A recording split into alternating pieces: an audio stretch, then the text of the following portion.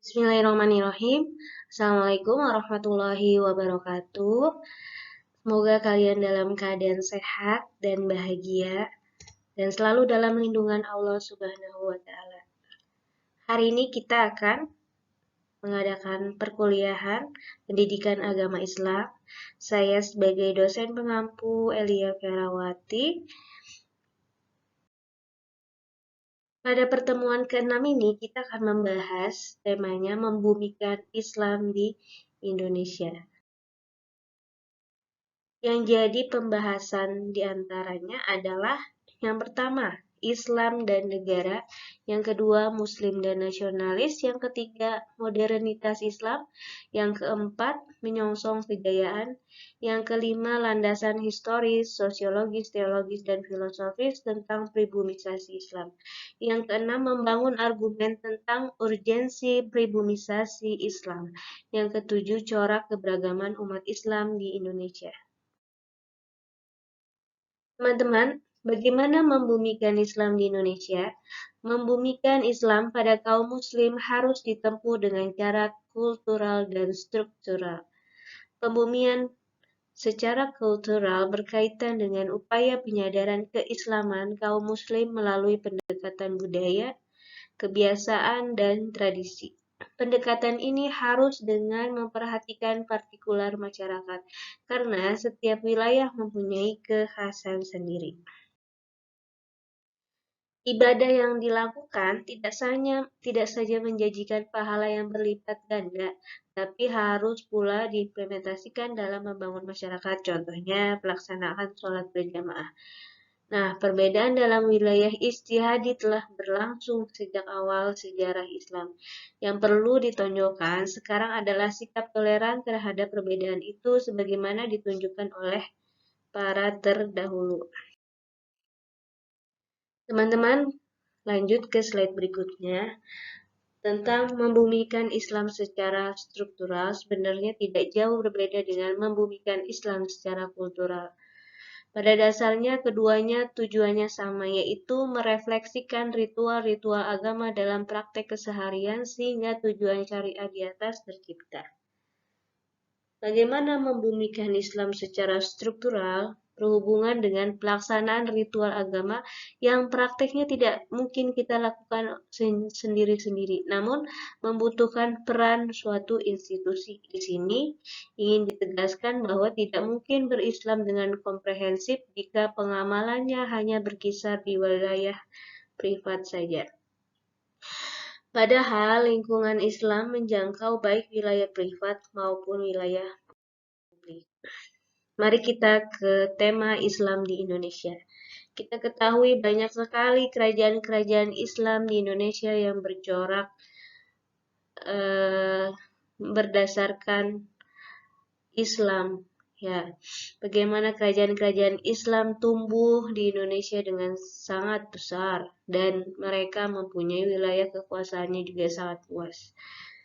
Dan ajaran-ajaran Islam ini menjiwai para pahlawan di mana mereka memiliki sifat anti-diskriminasi dan jarang sekali mereka menjolimi.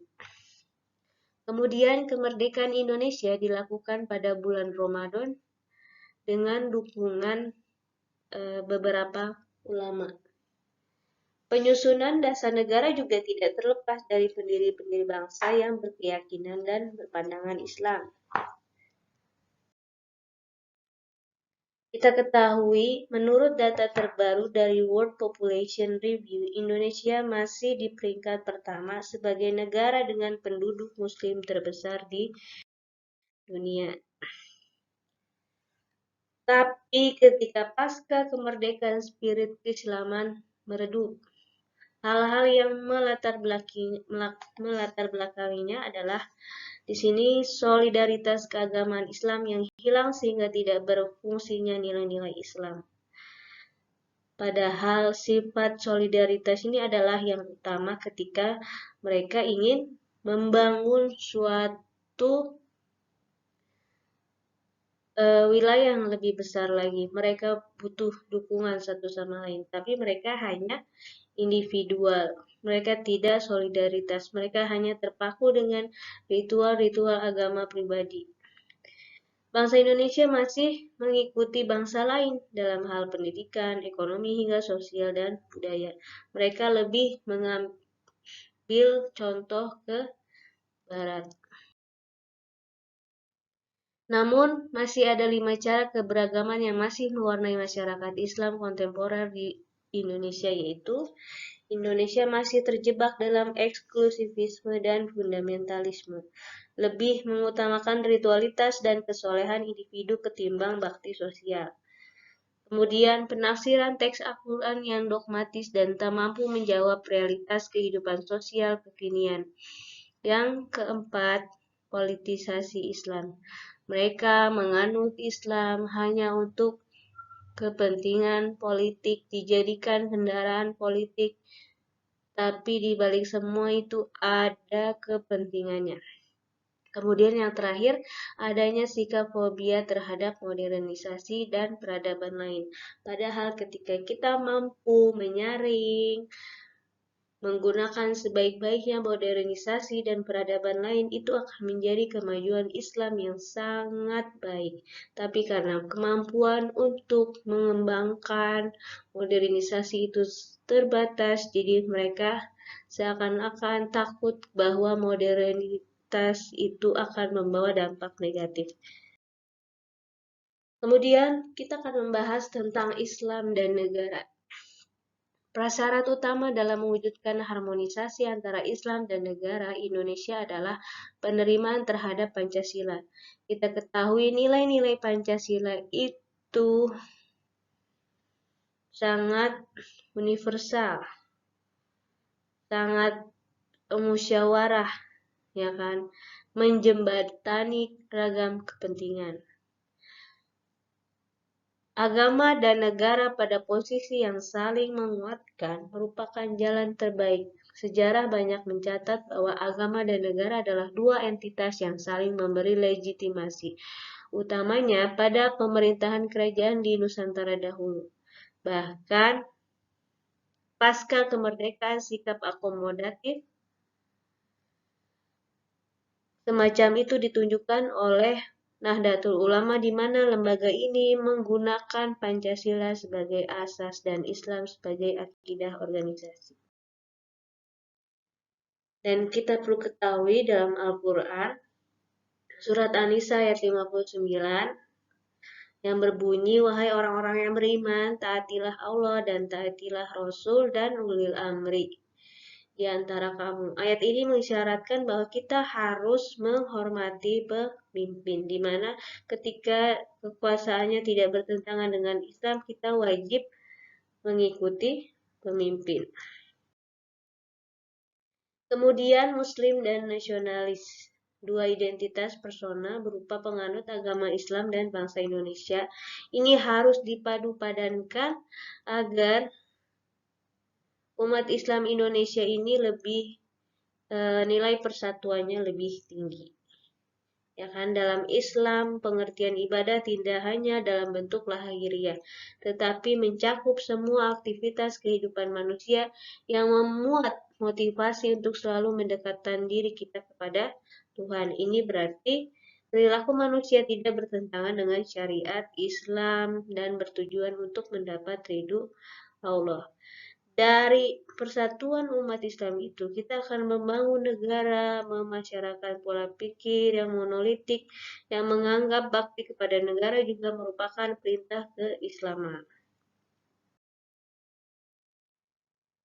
Modernitas Islam.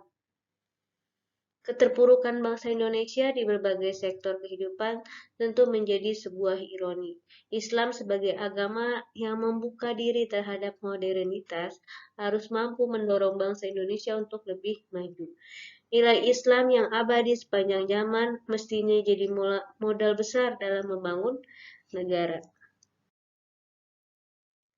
Agenda utama yang harus dilakukan adalah mengubah paradigma anak bangsa dalam memandang hubungan Islam, nasionalisme, dan modernitas. Agenda tersebut apa? Yaitu memahamkan bahwa perdebatan soal dasar bernegara berupa Pancasila dan UUD 45 telah usai. Kemudian memahamkan bahwa cinta tanah air sejalan dengan nilai Islam. Ketiga, memahamkan bahwa dengan spirit Islam dan nasionalisme harus proaktif dalam membangun bangsa dan negara. Pembahasan yang selanjutnya adalah tentang landasan historis, sosiologis, teologis, dan filosofis tentang pribumisasi Islam. Gagasan pribumisasi Islam secara genealogis dilontarkan pertama kali oleh Abdurrahman Wahid pada tahun 80-an. Menurut Gus Dur, pribumisasi Islam adalah rekonsiliasi antara budaya dan agama. Rekonsiliasi ini menuntut umat Islam memahami wahyu dengan mempertimbangkan faktor-faktor kontekstual termasuk kesadaran hukum dan rasa keadilannya. Pribumisasi Islam telah menjadikan agama dan budaya tidak saling mengalahkan, melainkan berwujud dalam pola nalar keagamaan yang tidak lagi mengambil bentuknya yang otentik dari agama serta berusaha mempertemukan jembatan yang selama ini memisahkan antara agama dan budaya. Corak keberagaman di Indonesia. Kita ketahui Indonesia itu terdiri dari berbagai macam agama, suku, ras, dan bahasa. Nah, pribumisasi Islam telah menjadikan agama dan budaya tidak saling mengalahkan, melainkan berwujud dalam pola nalar keagamaan yang tidak lagi mengambil bentuknya yang otentik dari agama serta berusaha mempertemukan jembatan yang selama ini memisahkan antara agama dan budaya. Keberagaman itu pun diartikan keanekaragaman atau banyak macamnya. Contohnya, keberagaman dalam suku bangsa, keberagaman dalam beragama, keberagaman dalam adat istiadat. Baik teman-teman, sampai di sini dulu pembahasan kita. Lebihnya kalian bisa melakukan diskusi dan tanya jawab. Terima kasih. Wassalamualaikum warahmatullahi wabarakatuh.